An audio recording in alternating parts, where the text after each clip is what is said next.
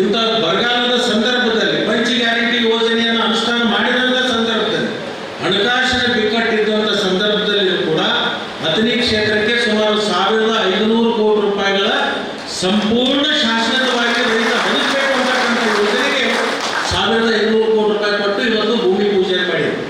ಅದರ ಜೊತೆಗೆ ಇವತ್ತು ವೆಟರ್ನರಿ ಮೆಡಿಕಲ್ ಕಾಲೇಜ್ ಇಡೀ ರಾಜ್ಯದಲ್ಲಿ 5 ಇರ್ತಕ್ಕಂಥ ವೆಟರ್ನರಿ ಮೆಡಿಕಲ್ ಕಾಲೇಜಿಗೆ ಅಥಣಿಯಲ್ಲಿ ಒಂದು ವೆಟರ್ನರಿ ಮೆಡಿಕಲ್ ಕಾಲೇಜಿಗೆ ಬಿಜೆಪಿ ಅವರು ಹೇಳ್ತಾ ಇದ್ರು. ಮೊನ್ನೆ ಅವರಿಗೆ ಬಹುತೇಕ ಒಂದು ಮಾಹಿತಿ ಕೊರತೆ ಭಾಳ ಕೆಲವೊಂದು ಮುಖಂಡರಿದ್ದಾರೆ, ಅವರಿಗೆ ಈ ಮಾಹಿತಿ ಕೊರತೆ ಇರತಕ್ಕಂಥ ವಿಷಯಗಳನ್ನು ಪ್ರಸ್ತಾಪ ಮಾಡ್ತಾರೆ. ಅದು ಯಡಿಯೂರಪ್ಪನವರಿದ್ದಾಗ ವೆಟರ್ನರಿ ಮೆಡಿಕಲ್ ಕಾಲೇಜ್ ಅದು ಸಿದ್ದರಾಮಯ್ಯನವ್ರಿಗೆ ಏನು ಸಂಬಂಧ ಇದೆ? ಸಿದ್ದರಾಮಯ್ಯನವರು ಬಂದು ಉದ್ಘಾಟನೆ ಮಾಡಿರುವಂತೆ. ಸಿದ್ದರಾಮಯ್ಯನವರು ಹಿಂದೆ ಮುಖ್ಯಮಂತ್ರಿಗಳಿದ್ದಂಥ ಸಂದರ್ಭದಲ್ಲಿ ವಾಲಿ ಮಂಜು ಅವರು ಪಶು ಸಂಗೋಪನಾ ಸಚಿವರಿದ್ದಾಗ ಸುಮಾರು 40 ಕೋಟಿ ರೂಪಾಯಿ ಅದಕ್ಕೆ ಕೊಟ್ಟಿರ್ತಕ್ಕಂಥ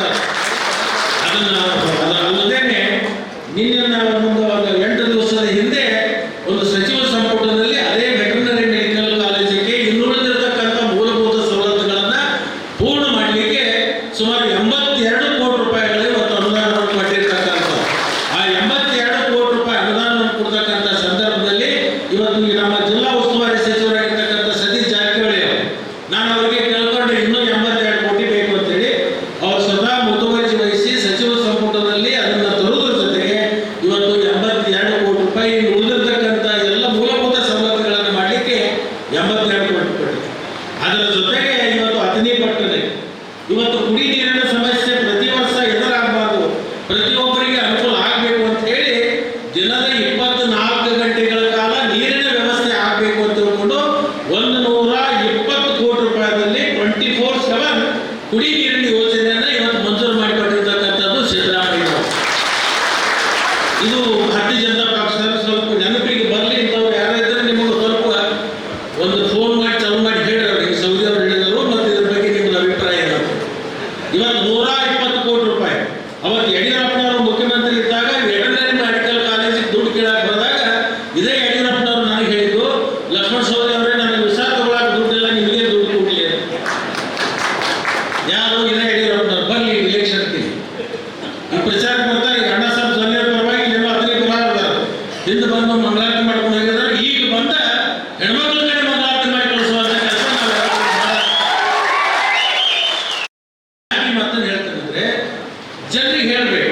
ಇವತ್ತು ಸಿದ್ದರಾಮಯ್ಯನವ್ರ ಸರ್ಕಾರ ಅಧಿಕಾರಕ್ಕೆ ಬಂದ ಮೇಲೆ ನಮ್ಮ ತಾಲೂಕಿಗೆ ಏನ್ ಮಾಡಿದ್ದಾರೆ, ಇಡೀ ರಾಜ್ಯಕ್ಕೆ ಏನ್ ಮಾಡಿದ್ದಾರೆ, ಹೆಣ್ಮಕ್ಳಿಗೆ ಏನ್ ಮಾಡಿದಾರೋ, ಜನಪರವಾಗಿರ್ತಕ್ಕಂಥ ಕಾರ್ಯಕ್ರಮಗಳು ಏನು ಕೊಟ್ಟಿದ್ದಾರೆ ಅಂತಕ್ಕಂಥದ್ದನ್ನ ನಾವು ಮತದಾರರಿಗೆ ಮನವರಿಕೆ ಮಾಡಿದಾಗ ಮತದಾರರು ಆ ಬಿಯಲ್ಲಿ ಇರ್ತಕ್ಕಂಥ ಕಾಂಗ್ರೆಸ್ಗೆ ಹಾಕಬೇಕು ಮತ್ತು ಬಿಜೆಪಿಗೆ ಹಾಕಬೇಕು ಅಂತಕ್ಕಂಥ ಏನು ಇನ್ನೂ ತೀರ್ಮಾನ ಮಾಡದೇ ಇರತಕ್ಕಂಥ ಬಿ ಕ್ಯಾಟಗರಿಯಲ್ಲಿ ಇರ್ತಾರಲ್ಲ ಅಂಥವರಿಗೆ ಅಥಣಿಯಲ್ಲಿರ್ತಕ್ಕಂಥ ಅಥಣಿ ಮತಕ್ಷೇತ್ರದಲ್ಲಿರ್ತಕ್ಕಂಥ ಮತದಾರರಿಗೆ ನೀವು ಮನವರಿಕೆ ಮಾಡಿಕೊಡ್ಬೇಕು.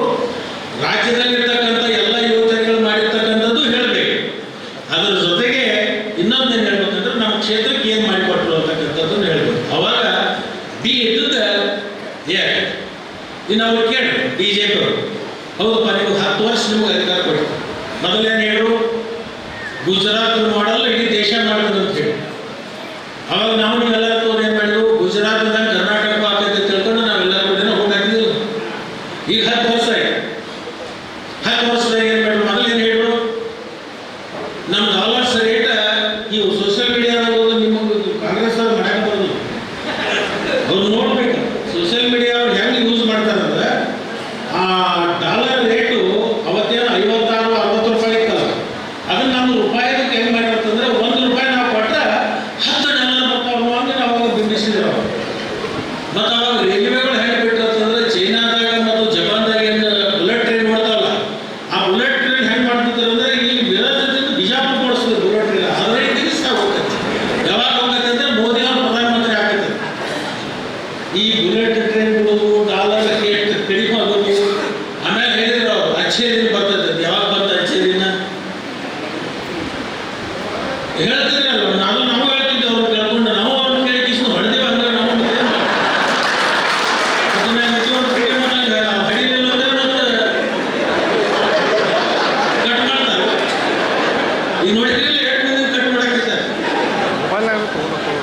ಈಗ ನೋಡಿ ಸದಾನಂದ ಗೌಡ ಕಟ್ ಮಾಡಿ ಒಂದು ಕೇಳ್ತಾರೆ ಈಶ್ವರಪ್ಪ ಏನು ತಪ್ಪು ಮಾಡಿದ್ದ?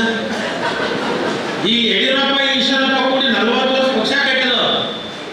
ಯಡಿಯೂರಪ್ಪನ ಮಗನಿಗೆ ಟಿಕೆಟ್ ಬೇಕು, ಯಡಿಯೂರಪ್ಪನ ಮಗನಿಗೆ ಲೋಕಸಭಾ ಬೇಕು, ರಾಜ್ಯಾಧ್ಯಕ್ಷ ಬೇಕು.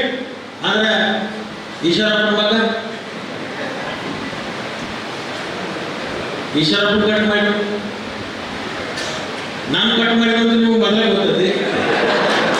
ಹೀಗೆ ಯಾರ್ಯಾರು ಒಂದ್ಸಲ ಈಗ ಸುತ್ತ ಹಾಕ್ಸರಿ ನಾವು. ಈ ಬಿಜೆಪಿ ಒಳಗೆ ವ್ಯವಸ್ಥೆ ಹೆಂಗಂದ್ರೆ ಆ ಕರಡಿ ಸಂಘನ ಹಗಲ ರಾತ್ರಿ ಓಡಾಡ್ತಿರ್ತದ. ಒಟ್ಟ ಕೆಲಸ ಕೆಲಸ ಕೆಲಸ ಕೆಲಸ ಕಡಿಸನೂ ಕೆಲಸ, ಎದ್ರೂ ಕೆಲಸ.